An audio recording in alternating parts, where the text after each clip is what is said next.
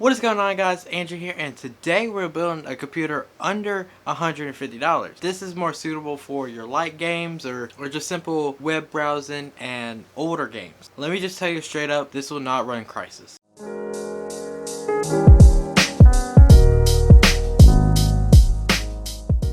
We're actually $10 less than the $150 limit, but if you increase your budget to $200 or maybe even $250, then you'll get more bang for your buck in performance out of this machine than what I have done here. To start off, I bought a Dell Optiplex off eBay for around $40. When you're building a gaming PC this cheap, you might as well look for a Dell Optiplex just to start off, to have your base's motherboard and processor and or RAM with storage.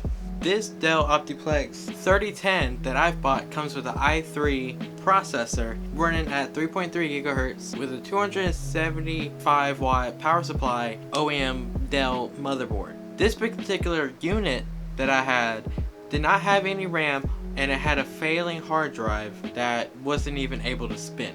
I put an 8GB stick of RAM in it for PNY that I just bought at Best Buy for $40. I got a 250GB SSD that I could slap in there. Nothing fancy. This was around $40. I spent $35 on it because it was on sale at Staples. The graphics card is where I actually used the least amount of money on this build. I went on Amazon and bought a used MSI GT710 graphics card, and it actually came with the box right here. This is a low profile card. It comes with a low profile bracket, which is perfect for this machine. I bought the 710 just so that we can have something in there that's not integrated graphics with the i3 in there.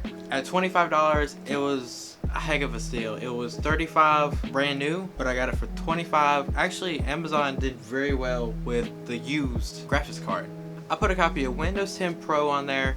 When we first booted it up, I looked at device managers and it actually didn't detect the GT710, and I was confused, and I went by display drivers and even went to the BIOS and did the diagnostics in the BIOS. In the BIOS, it detected the 710, which means that it was a great card and it's working. I didn't get scammed on Amazon by buying a used graphics card. So the first game that I ran the benchmark on was Minecraft. When I didn't change any of the settings, it ran between 5 FPS and 15, crazy low. It was doing its best to try to make it, and it just wasn't doing it well.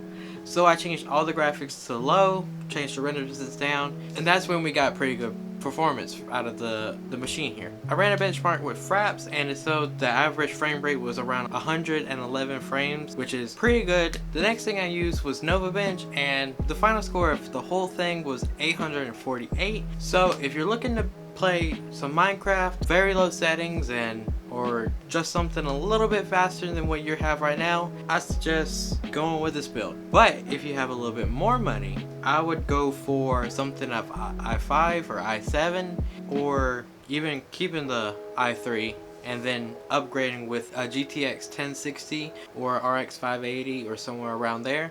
But just so you know, if you have the RX 580 or the GTX 1060 in this system, the bottleneck will be the CPU. Thank you guys so much for watching this video. Let me know what you think in the comments below, and what other price ranges of builds should I do. Let me know down below.